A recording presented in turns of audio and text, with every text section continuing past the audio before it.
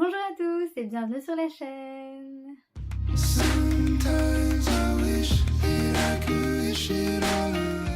On se retrouve aujourd'hui pour un book haul parce que j'ai acheté quelques petits livres ces derniers temps, donc je voulais vous en parler. Ce sera une vidéo plutôt rapide puisqu'il n'y a pas forcément énormément de livres, mais en tout cas c'est des romans que j'ai très hâte de lire et dont j'ai très hâte de vous parler. On commence sans attendre avec les deux seuls livres qui ne sont pas des romans, puisque c'est donc l'Atelier des sorciers 1 et 2, mais les éditions Grimoire, qui sont donc des mangas que j'ai lus et dont je vous ai déjà parlé dans ma dernière vidéo sur les mangas. Mais en fait, j'avais emprunté les tomes à la bibliothèque pour les lire, donc les 14 tomes, mais j'ai vu qu'ils les avaient sortis dans ces magnifiques éditions qui, en fait, chaque livre regroupe 2 tomes. Donc je me suis dit pourquoi pas les acheter pour les avoir. Il y a aussi le 3 et le 4 qui sont sortis, donc la suite de la saga. Et donc là il y a le 1 et le 2 et là c'est le 3 et le 4. Et donc je me suis dit pourquoi pas les acheter et je voulais vous les montrer parce qu'ils sont vraiment magnifiques. En plus donc d'être des éditions sublimes avec des dorures qui font vraiment très beaux livres. À la fin on a des illustrations un peu exclusives, enfin qu'on n'a pas dans les mangas. Donc je suis très contente, vraiment très contente. Comme c'est une de mes sagas préférées, il me fallait en fait, il me faut. Comme c'est une de mes sagas préférées, il faut que je l'ai dans ma bibliothèque en fait. Donc j'ai hâte d'acheter les autres et je les ai pas relus, mais je me suis dit que c'est aussi une occasion de me replonger dans cette histoire. Je vous laisse aller voir ma vidéo manga si vous voulez en savoir un peu plus sur cette saga. Mais sachez que c'est une histoire pleine de magie, de rebondissements, avec une héroïne qui va découvrir le secret de la magie et être emportée dans une grande aventure pleine de péripéties. C'est profond, c'est addictif, c'est fabuleux. Donc voilà. Ensuite, j'ai eu l'occasion d'acheter Lumen de Fanfan, enfin qui est en fait un livre auto-édité, et je suivais en fait donc l'autrice sur Instagram depuis quelques temps. Elle a sorti son livre et j'étais plutôt intéressée par cette petite histoire assez courte mais qui a l'air très sympa. Elle a déjà mis des extraits sur son Instagram, donc ça me donnait très envie. Et donc ici, on suit l'histoire de Rose qui a 19 ans, qui se sent comme une extraterrestre face à ce que l'humain devient. Autour d'elle, le monde s'est figé, peuplé de robots qui avancent sans jamais lever les yeux vers leurs rêves. Donc pour se protéger de cette humanité qu'elle ne reconnaît plus, elle s'est réfugiée dans ses pensées solitaires.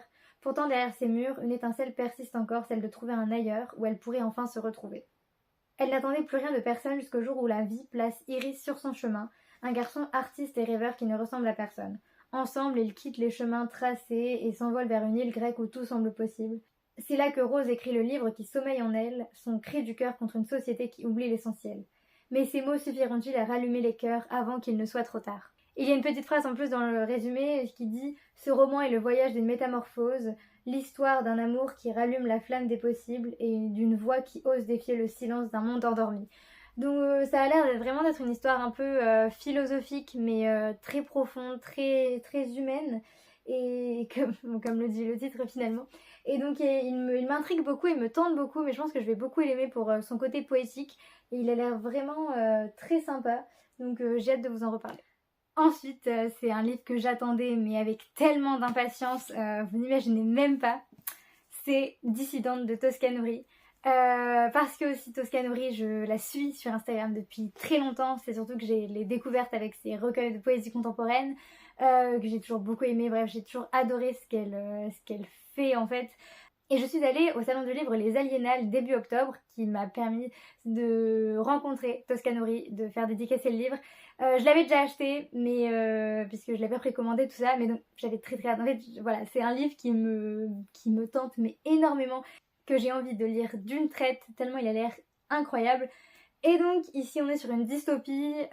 Alors oui, ce n'est pas du tout un livre sympa à lire, on va dire, mais c'est le genre de livre qui, je pense, marque pour ses messages et son intrigue en elle-même.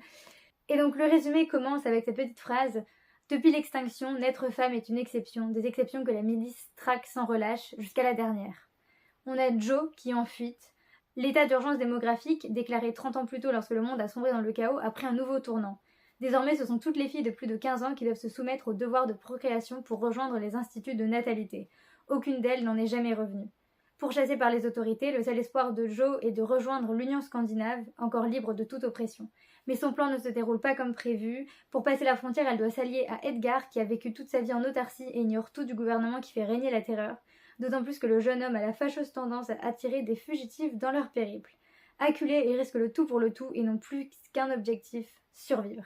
Vous voyez l'ambiance, je pense, voilà, c'est une histoire assez sombre, une dystopie assez sombre, mais qui se base vraiment sur la réalité. Tosca l'avait dit sur Instagram, elle avait dit qu'elle s'était inspirée que de choses qui s'étaient passées dans notre monde en fait. Et donc c'est un livre qui fait froid dans le dos, c'est assez sûr, dont je pense on ne ressort pas indemne, mais qui en même temps me tente beaucoup pour ces sujets-là, mais aussi pour la plume de Tosca. Je sais que je vais l'adorer. Enfin en fait, voilà, j'aime tellement cette autrice que son premier roman, je ne peux qu'avoir hâte de le lire. Donc j'ai hâte de vous en reparler aussi. Il y aura un tome 2 qui sera le dernier, qui sera le deuxième et donc le dernier, et elle est en train de travailler dessus. Donc voilà, je pense que c'est encore une fois le retour de la dystopie, on va dire, mais une bonne dystopie française qui ne s'oublie pas. À ce même salon, j'ai acheté Rosas et Dragons de Yelena que j'ai pu rencontrer. Yelena que j'avais déjà lu avec sa saga Persona. J'ai lu le premier tome en début d'année, je vous en ai déjà parlé, mais le deuxième tome m'attend, il y a les autres qui vont arriver aussi, puisqu'elle a organisé une campagne pour justement publier ses derniers tomes parce qu'elle n'a pas pu le faire avec la maison d'édition. Et donc elle a sorti ce nouveau livre que j'ai très hâte de lire aussi, qui a l'air très sympa. Là on est vraiment sur quelque chose de cosy, de la cosy fantasy, une histoire qui fait du bien mais en même temps très forte pour ses messages, puisque Yelena est vraiment très douée pour faire passer des messages très forts dans ses livres. Et donc ici on est dans une petite ville qui s'appelle Arc en Flamme, dans laquelle chaque habitant est lié à un dragon dès sa naissance. Donc depuis son plus jeune âge, Karl, lui, il est complexé parce qu'il est accompagné par Brodever. Elle est petite, elle est rose, elle est bavarde, avec un sens aigu du drame. Elle est pourtant son seul soutien face à sa maladresse chronique, véritable handicap dans son apprentissage de vitrailliste aux côtés de son père. Karl tente désespérément de lui faire honneur, alors quand à 17 ans on lui confie son premier chantier, il pense que son avenir en dépend. Malheureusement, dès le lendemain, un dragon puissant détruit son œuvre, donc Karl n'a alors plus qu'une idée en tête, trouver le coupable et prouver de quoi il est capable. Et le résumé se termine encore une fois avec ce petit paragraphe qui dit « Prenez une bonne tasse de thé au spéculoos et suivez Brodever, Perle-Roi, Belgarance, Mimpousse et Souffle Vert dans cette histoire où les dragons ne sont pas tous des monstres et où la princesse n'a besoin de presque personne pour la sauver. » On est sur quelque chose de très sympa qui réchauffe le cœur. J'ai jamais vraiment lu de cosy fantasy pour l'instant, donc j'ai hâte de lire celle-ci qui, je pense, va être un véritable coup de cœur. Je sens déjà le côté léger, le côté touchant avec le personnage de Karl. Vraiment, c'est hyper intriguant et le livre est aussi magnifique avec le geste-page ici. Et juste, voilà, on sent le côté coloré et cosy rien qu'en voyant l'objet livre. Donc, je pense que ça va être une très très bonne lecture. Le livre que je vais vous présenter maintenant est sûrement un des plus beaux livres de ma bibliothèque, puisque donc c'est Alunia de Tiffs, mais c'est l'intégrale collector, donc on a les 2 tomes puisque c'est une duologie, dans voilà, cet objet, cette brique finalement magnifique avec jaspage, avec des illustrations à l'intérieur, avec absolument tout en fait, voilà, il est magnifique, je suis tellement heureuse de l'avoir. Tiff, c'est une autrice que je suis aussi sur Instagram et que j'ai découverte avec Le Chant des Voiles, que je suis en train de lire actuellement.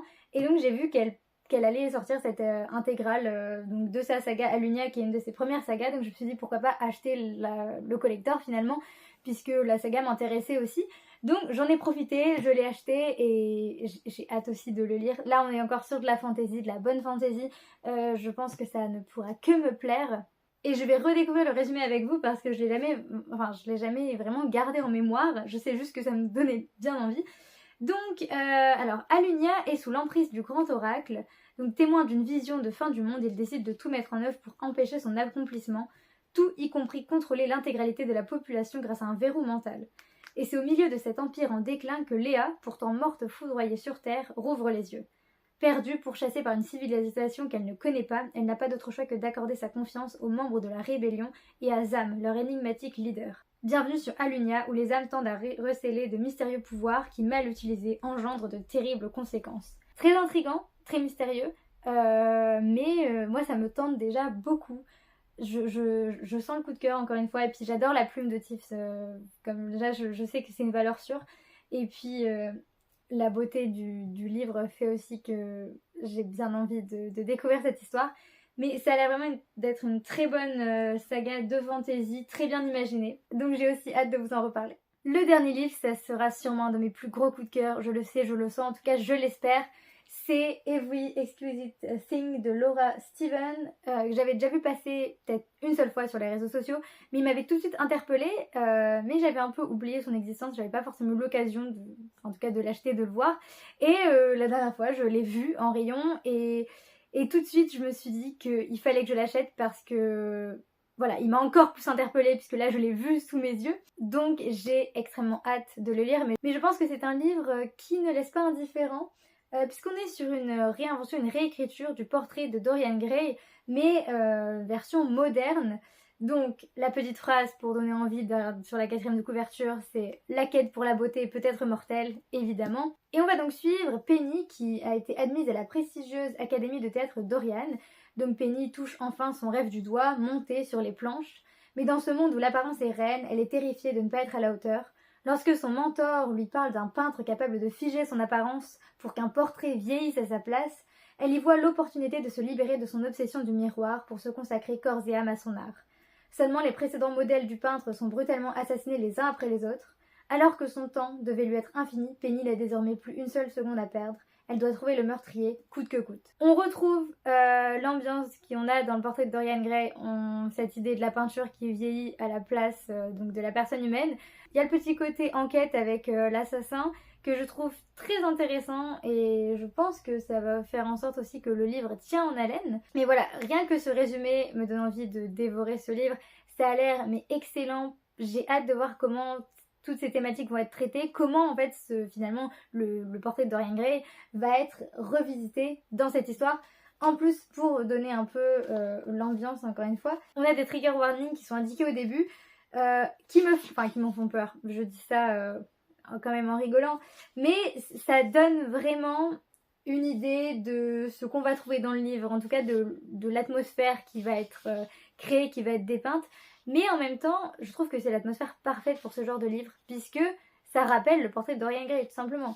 Donc, les trigger warnings, on a troubles du comportement alimentaire, addiction chez des parents, abus émotionnels, mort d'animaux, scènes sanglantes, défiguration, violence, décès et chantage au suicide. C'est pas très glamour, c'est sûr, mais c'est intriguant et comme je vous dis, même sans lire le résumé en fait, juste le fait d'avoir lu sur la languette que j'ai enlevée, que c'était une réinvention du portrait de Dorian Gray, ça m'a tout de suite mais tellement donné envie. Je trouve ça vraiment compliqué de reprendre des œuvres qui existent mais de les adapter d'une autre manière.